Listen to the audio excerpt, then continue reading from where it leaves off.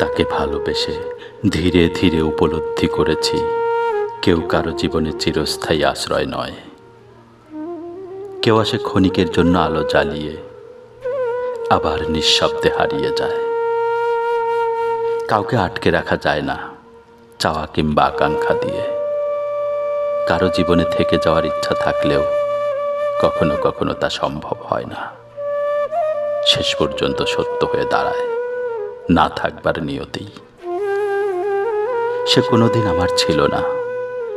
এই নির্মম সত্যটা যত গভীরভাবে অনুধাবন করেছি, ততই যেন তাকে আরো গভীর, আরো অদম্য এক ভালোবাসায় জড়িয়ে ফেলেছি। আজ সে অন্য কারো সান্নিধ্যে স্বচ্ছন্দ, প্রশান্ত। আর আমি নিঃশব্দ পরাজয়ে হয়ে আছি নত, নিজেরই গড়ে তোলা স্বপ্নের ধ্বংসস্তূপে।